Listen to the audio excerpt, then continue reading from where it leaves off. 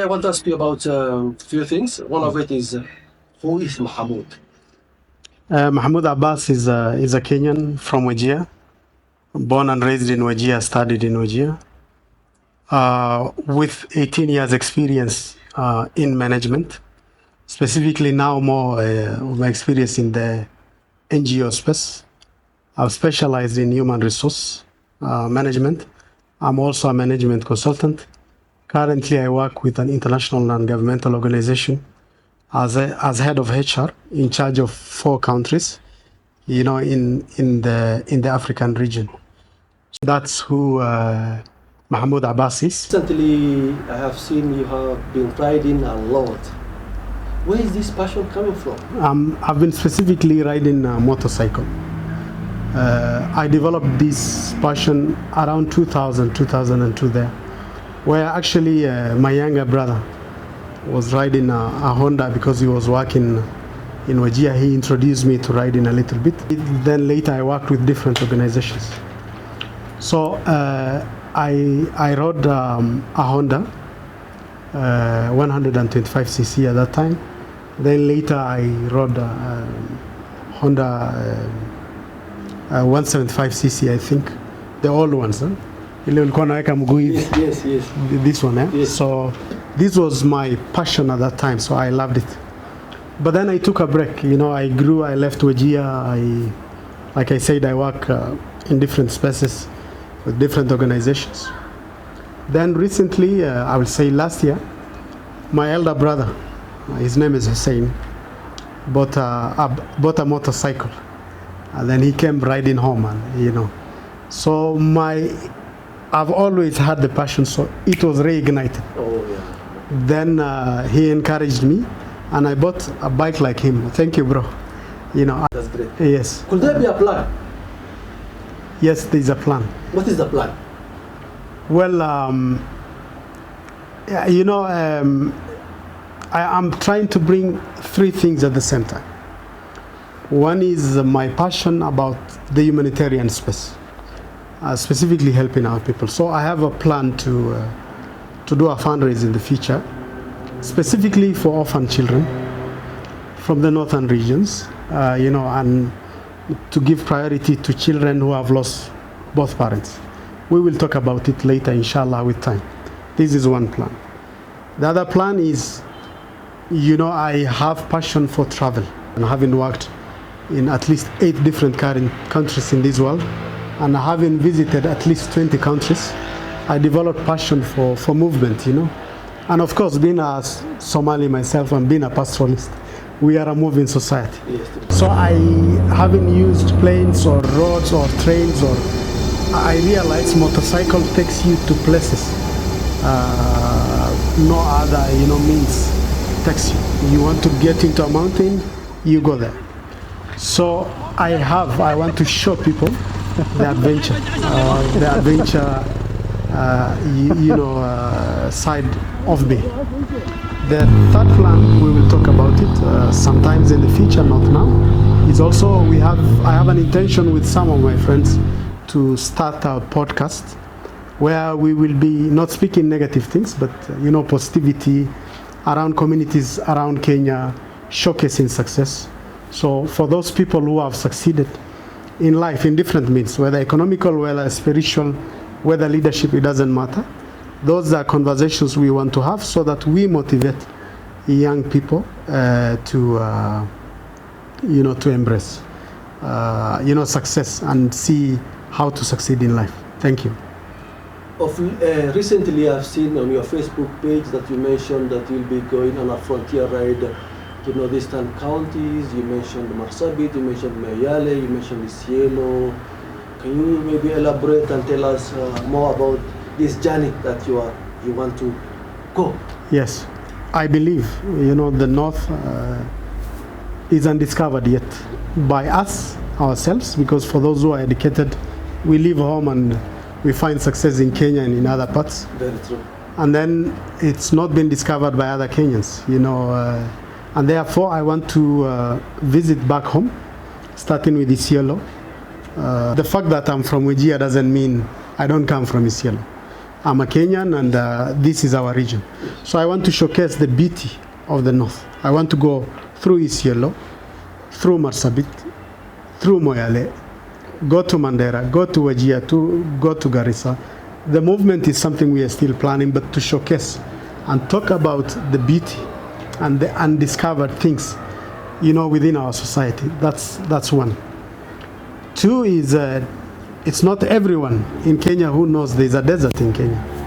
There's the Chalbi Desert, for example, which is a very, very beautiful scenery. People take flights to go to Dubai, to see the desert.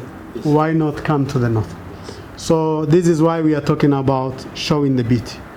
And the third aspect is to demystify the north. When I said I want to go, some friends, whether local or from other parts of Kenya, asked me not to go, for instance, to Wajir and Mandera. But my question is, if I can't do it, who will do it? And what was the reason behind that? Some people think there's some sense of insecurity, which I personally believe there's none. Of course, insecurity is everywhere, but having worked in conflict zones, I think I'm aware of the environment that I can go through.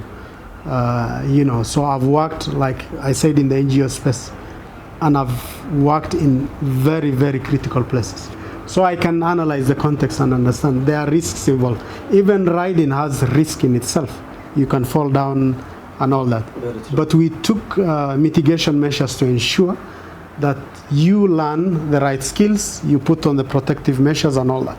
So it's the same concept. If there's any worry, we will see how to go about it. But if I can't go to the northern of Kenya where I come from myself, who will go? Yeah, that's a question. Yes. The other thing I wanted to ask you is when will you flag this project that you want to go to visit Northeastern? Will it this month or maybe next month? When are you preparing to go?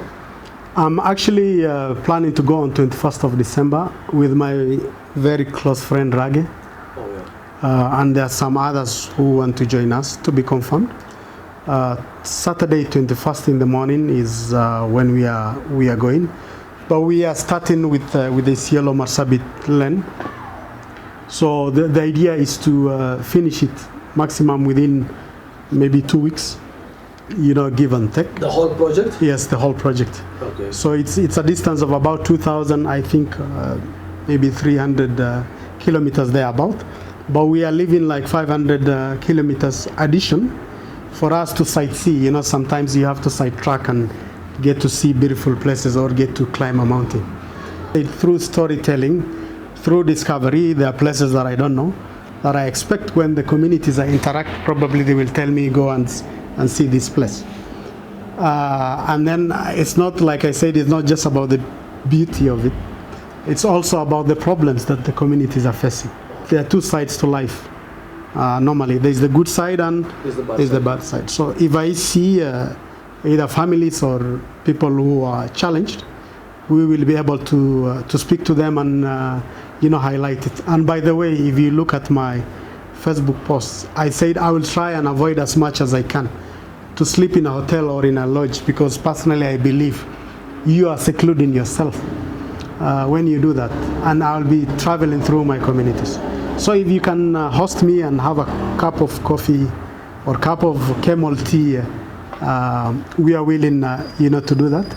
And we are willing to buy coffee for you as well if you want to talk to us and tell us about your localities. So you and Rage are the only two who are around now leading the project? Yes, we are leading. Mohammed Rage is a very experienced rider, more experienced than myself, very passionate brother. But there are others who are willing to join, up to actually 3 people. We will be around 5. But there is also around 5 other, mainly people from the north, who will travel with us up to Moyale and some up to Marsabit, because it's all tarmac road.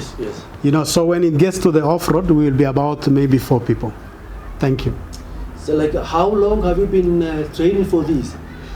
Well, like I said, I was riding before, then I took a very long break, then my brother reintroduced me. Yes. Then I had to go to Coach Mika, thank you.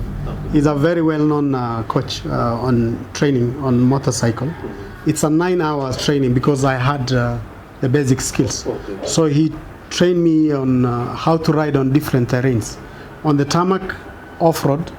Off-road includes, through deep water, through the mud, by climbing mountains, descending. And there's a bit on physical fitness around it and developing the endurance. Yes. To achieve this, we went through different places. But just to mention, I've routed myself with my brother to, for example, to Homa Bay. We went to Rusinga Island. We went to Olaitoktok. We went to Namanga. And then in between off-road, since I finished the training, we've done close to 1,000 kilometers just in the forests and, in very difficult places. Actually, one time I dislocated my knee because we were going through the mud, but it was part of the training.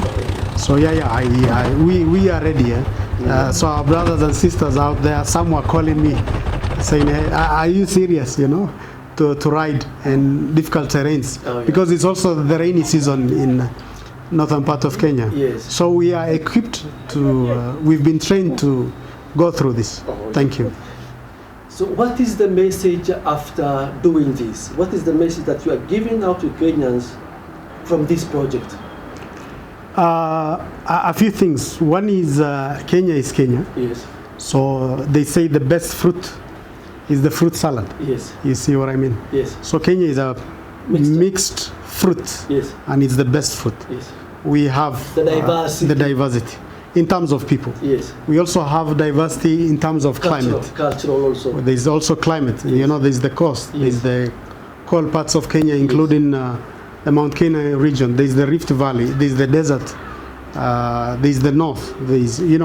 There are many things to be discovered. So we are asking our people, Kenyans, to open up their mind and just to interact and coexist and move. This is the first thing. The second thing is insecurity can be anywhere. If somebody pickpockets you in Paris or in Nairobi, it's insecurity. Your money got stolen. Yes. It can be big, it can be small. Yes. But it takes people to change a situation. Yes. And therefore, if there are any worries, I hope we will be able to demystify that. And the third thing is it's for us to remember in any position and in every level in whatever we do, that there is that person who needs our help. We have orphans amongst the society. We have the destitute, we have the poor, we have the wealthy. But it's just for us to use that moment as a moment of reflection, to make the population understand that really we are one at the end of the day. So you have the body, but if you have a headache, it's the whole body that's paining you.